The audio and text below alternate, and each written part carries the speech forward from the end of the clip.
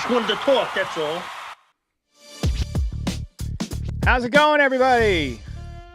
Welcome back. Welcome back. Yankees kicking off a series in Cleveland, a rematch of the American League Championship Series against the Guardians in about an hour and 10 minutes. This is a pregame show, technically. We haven't done a pregame show in a long time. I've resisted the idea of doing pregame shows because I feel like they don't have a long shelf life. But if we have voicemails and we have stuff to talk about, we can maybe make them last a little bit longer.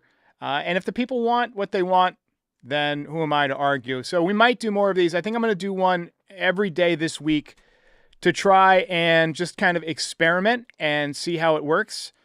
And if you guys like it, then we can maybe do it. It makes more sense to do pregame, postgame, and then I'm not, working in the morning to get together, a show most of the time. But yeah, should be a pretty fun game tonight. Clarke Schmidt back. But let's get to the main story here, which is that last year, the Yankees won a very, very tight series. Even though it was 5 games, I felt like a lot of those games could have gone either way, and the Guardians are still a very good team. They are 12-9 this year, and let's just face it, they've got some good talent. They've got Jose Ramirez. They have Steven Kwan. I expect both of those guys to be really tough. We are without our biggest slugger, and yes, I mean Trent Grisham. Trent Grisham is getting a break here for paternity leave. He's been, getting busy off the field too. And so he is welcoming a little mustachioed one into the world and into the Yankees family. And that means that we are getting Yorbit Vivas tonight. Now, Yorbit Vivas had a brief cup of coffee with the Yankees last year. He didn't get any playing time. I thought he looked good in spring training. I like the swing. It's a very level swing. He's a guy who makes contact. He's got a good eye. I don't know how much power he's going to have because his swing is so level, but he is not in the starting lineup tonight. I will take you through the starting lineup real quick. We have Austin Wells leading off. He is behind the dish at catcher. We have Aaron Judge batting second. He is at DH. He's probably going to see some more DH time as they try and get, this outfield shuffle squared away. And while Ben Rice is out, Ben Rice still out after being hit on the elbow by a pitch. He was also hit on the foot. He had a tough day. Cody Bellinger out there in center field today. There's been some discussion I've seen more in the comments where people are, I don't know if dissatisfied with Cody Bellinger is the right way to say it, but they're definitely softening on him from what we saw in spring training. I think it's a little too early because he was so good in spring training and he's still athletic and he's still playing a good outfield. Issue is that, he had some food poisoning that kind of disrupted his rhythm a little bit. He's had some back issues, but he is in there batting third tonight. Paul Goldschmidt batting fourth. I mean, what more can we say about Paul Goldschmidt? The guy has been a dude. And we mentioned that his approach to the plate is extremely fun to watch. The guy takes what the defense gives him. I'm not saying he's a slap hitter. He hasn't hit for a ton of slug this year, but he's a guy who will take his singles and not complain about it. He'll take his doubles. He'll work the walks. And I want him up in a big spot. I feel like he's going to get the run in with less than 2 outs and a runner on third most of the time. I love what we're seeing from Paul Goldschmidt. And he's had some nice defensive moments too. He had the error yesterday, that notwithstanding. Jazz Chisholm, 1 for, I believe, 15 in the series with the Rays. We got a call about that. He's at second tonight. You want a little bit more production out of him in the middle of the order, especially on a night like tonight where, we are without Trent Grisham. You need some left-handed thump. Anthony Volpe at shortstop. Of course, there's a lot of calls and comments about him, about what he has become or not become. And we can talk about that in this episode. Jason Dominguez in left field tonight. Pablo Reyes in right field. That's the weird one. Just a bit outside. We got to go Dodgers in the chat. Oh, come on. Give it a rest already. And then Oswaldo Cabrera at third base. He's had a few defensive hiccups as well. But, hey, this team right now is playing decent baseball. They're not setting the world on fire, but they're playing decent baseball. And, I think if you can take 2 out of 3 in this series, I feel like that is a win. I'm going to pull up Clarke Schmidt's numbers here. He is on the mound tonight. He has made 1 start with the Yankees. Let's go ahead and... So, more walks. Less strikeouts than you'd imagine. Last time out, just 2 strikeouts in 5 2/3 innings. He did a nice job, I thought. The numbers, I thought, were worse than the actual performance. I know he's a high strikeout guy. 93 strikeouts in 85 1/3 innings last year. 313 and 320 innings last year. Or over his career, rather. But last time out, only 2 strikeouts in 5 2/3. So I expect more swings and misses, even though this Guardians team does have, a bit more contact ability. Now, you look at his career, he's put up some decent numbers. You go back to 2022, 5-5, 3.12 ERA in 57 2/3 innings. The big year was 159 innings, and that ERA wasn't so great, 4.64. Last year, he was off to an incredible start before he got hurt, 2.85 ERA on the season at large. And so far this season, just so-so in his first outing. He had 2 walks and 2 strikeouts. I want to see him get deeper into games. I want to see him get back to that guy who was going into the 6th inning, who was, working through the lineup and maybe mixing in a few different pitches that third trip through the lineup and having some effectiveness. I feel like he got away from that when he got back from the injury last year. And, we could use just a little bit more moxie tonight. Save that bullpen, which had to pitch a lot in the series versus the Rays. And we got a 3-game set here against a pretty good team. So we need a strong outing to kick things off from Clarke Schmidt. All right, time for your favorite part of the pre-games here and of the morning voicemails. We've got predictions. We're not just going to do Nostraderic today. We're going to do my predictions and your predictions. So my prediction is that Aaron Judge will get 2 hits tonight. The Yankees haven't faced Gavin Williams a whole lot, but Judge has 2 at-bats. One of them is a home run. I feel like the last few games, he has seen his swing come back, his power coming back. He hit one to center field that got knocked down by the wind down there in Tampa.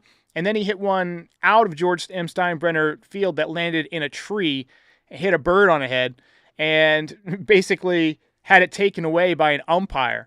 So, he's DHing tonight. He can focus completely on hitting, stay locked in on the pitcher, hitting 390 on the season. I'm calling it multi-hit game from the captain. So get your comments in the chat.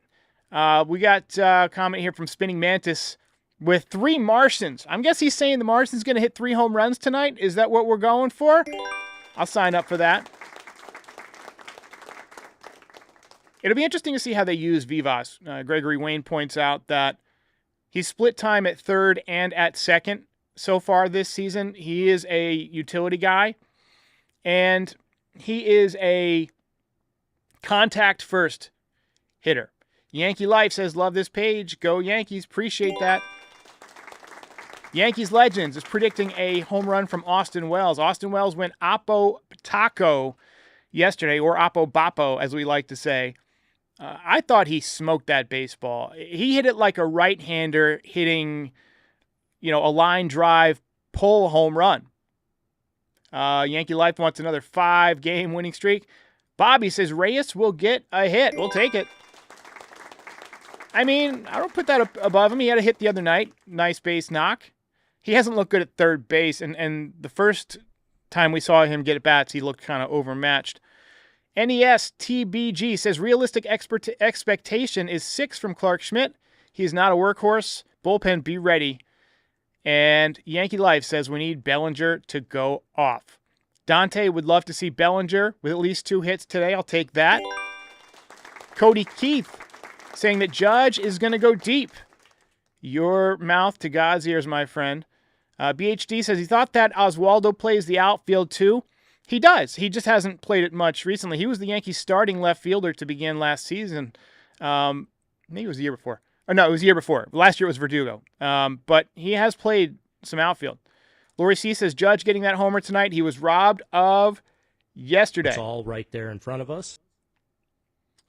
And then Edwin Angie says, we need production from Jazz and Volpe tonight. All right, so I want to talk to you guys a little bit about the podcast.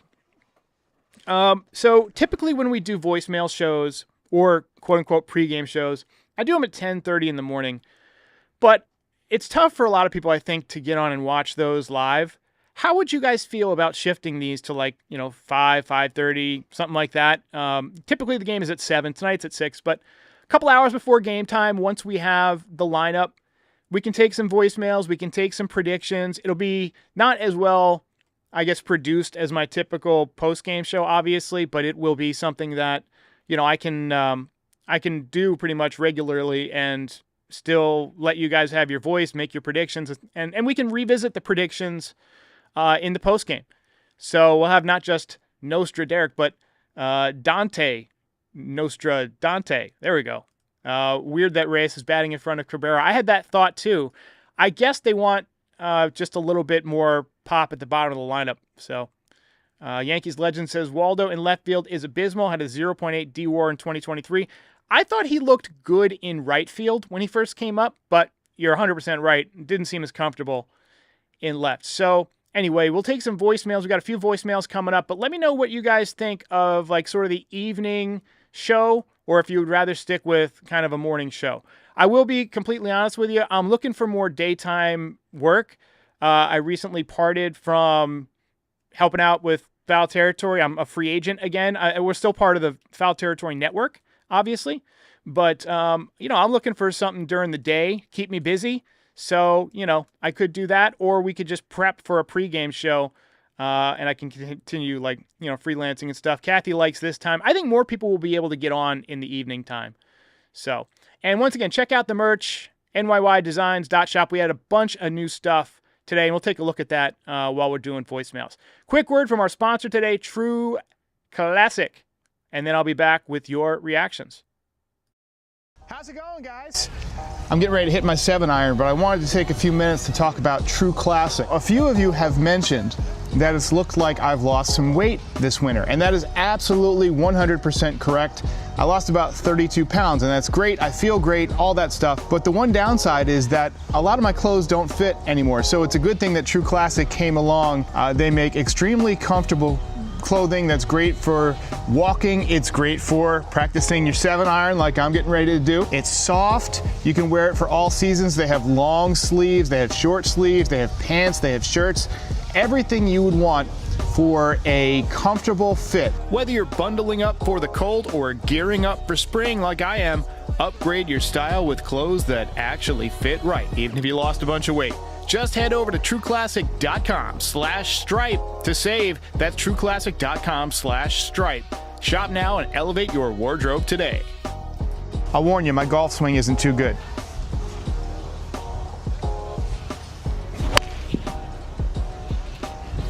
Nice contact though. All in my True Classic. What do you hear? What do you say? All right. And I will pull up the nydesigns.shop, and I'm actively working to flesh this out. I really want it to get to where it takes off. So I'm going to pull up just a few of the new designs real quick before we get to your voicemails and just kind of show you what we're working with. So you guys are familiar with the Aaron Judge swing logo. That's kind of like our best seller of all time. We just recently re-added the victory hat. I had to remove the NYY Recaps logo from the side since we're not that. Maybe one day we will be, but I still own it. For now, we're sticking with that. Dreamweaver. So this is a new design. We've got it in t-shirt. We've got it in sweatshirt. I'm working on getting it out on coffee mugs. All of these designs can be added to anything. So if there's something like this is Ben Rice popping out of a rice bowl, anything like this can be added to whether it's a coaster or a coffee mug. We sell a lot of coffee mugs, and they make great Father's Day gifts. We got a Max Effort. This is Max Freed t-shirt. So As you can see, a lot of new designs. This is my favorite one. This is Belly Bomb. Belly Bomb with the stone face. Yo! And we've got Goldie Knox. So all of these are new. I worked really hard on a lot of this stuff overnight, getting all this stuff out. So I hope that you will give them all a browse. We've got some Martian stuff. I'm going to revamp the Martian catalog too. I'm obviously a big Martian fan, but I had to get something repping the beard.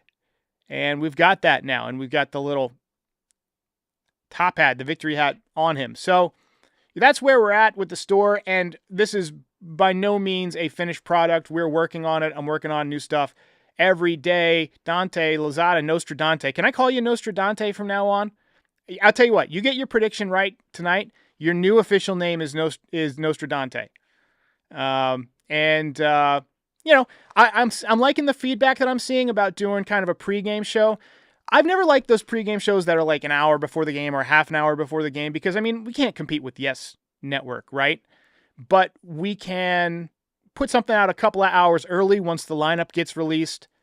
And since my days are free, I can work on it during the day and make it pretty top notch. Today was pretty busy, but we will work to developing more. I'm also getting out there to do some more like freelance podcast design. So I'm working with some folks to kind of build out some new podcasts. So if that's something you're interested in, hit me up and we'll run with it.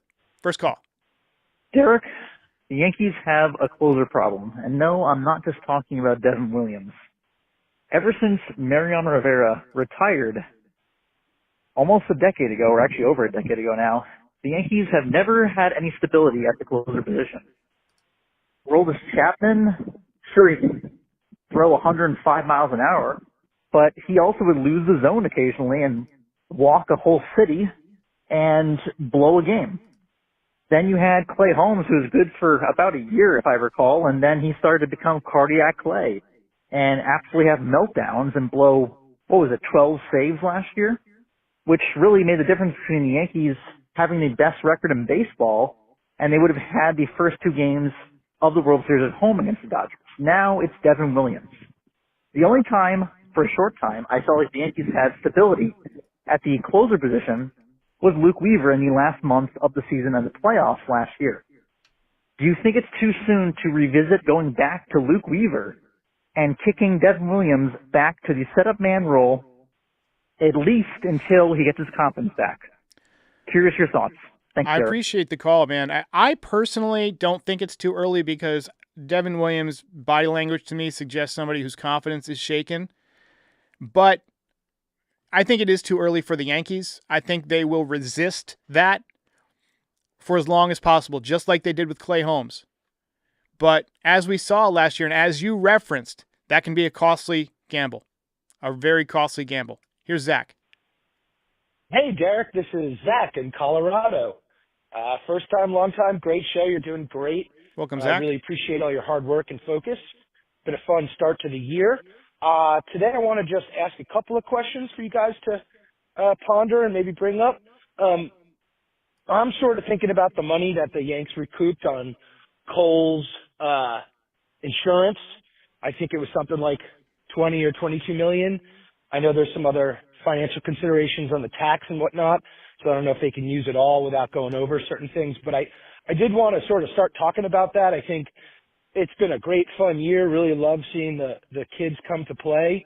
And Yankees record is starting to reflect even with, limited pitching. We're doing pretty good. It's been good. And obviously Judge is having a monster year so far, and that's going to be really fun to watch. But there's two people on my mind, Mike Trout and Luis Castillo, pitcher.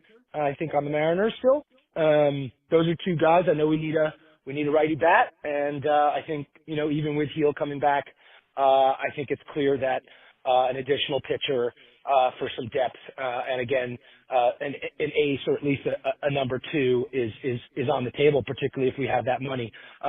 Anyway, just wanted to bring that up. Thanks again, and wish you well, and great season going forward. Thanks again. Appreciate it. I'm not on board with Mike Trout. I mean, I think we got an outfield logjam as it is. It sounds like we're going to have to keep getting Devin Williams more at bats because the guy is just mashing the baseball. And we know what he is defensively. I mean, you can use your eye test. You don't even need to look at the metrics to understand how good Trent Grisham is defensively. But you know what? Trent Grisham is a guy that I don't think we've ever really looked at his metrics, maybe since he got traded. Holy mackerel. Take a look at this. Fielding run value in the 82nd percentile, batting run value in the 94th percentile. The only thing he's low in is base running value. But he's putting up, I mean, these are Ben Rice level numbers, baby. Look at all of the red and the power. He's hitting the ball in the air to the pull side. That's exactly what you want as a Yankees hitter. Now, you look at his career, 216 average, 315 on base, and a 707 OPS. So if you believe in track record, this is probably just a hot streak. But if he really has unlocked something, he's only 28 years old. It is not that unusual for someone to unlock something in their late 20s. It happens all the time. You guys remember Jose Bautista? He was a guy who bounced around from team to team to team. He had a good arm, but he never really took off. And then one year, he just went ballistic with the Blue Jays. Maybe Grisham becomes one of those guys. And right now, you're struggling to find him at bats because you have Bellinger, you have Dominguez, you have Judge. And I think they're committed to Dominguez in left. I think they're committed to Judge in right. You got Ben Rice filling the DH spot right now. Now, it's a good problem to have because you have guys that are productive.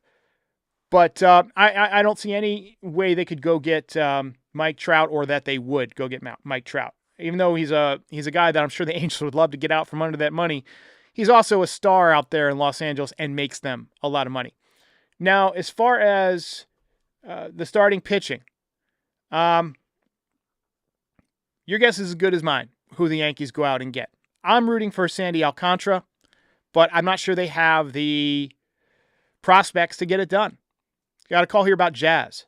Hey, Darren, love the podcast. I wanted to say about Jazz, because it was the whole thing about cold weather. Now that he played a series in Tampa and it's warm, he went 1 for 15 that series. So kind of trying to figure out what does it need to turn up. Like, maybe he could sit out a game so he can watch it and, just enjoy himself and not have all that pressure. Same thing. Yeah, 100%. He might need a mental health day, but right now they need his bat in the lineup. Now, he does have a suspension coming up. And once he gets that, I'm sure he's going to just have a full day off. You can't come to the stadium, any of that stuff. But I agree with you. He needs to get it going. And we hoped that the warm weather in Tampa would get him going. It did not. Yeah, this is Caden from Tennessee. Max Fried is as advertised. I'm so happy to watch him pitch every 5th day. Wish we could make it every 4th or 3rd.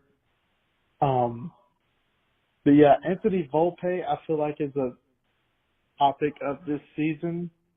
Year 3, we really need him to be consistent at the plate, but he has not been.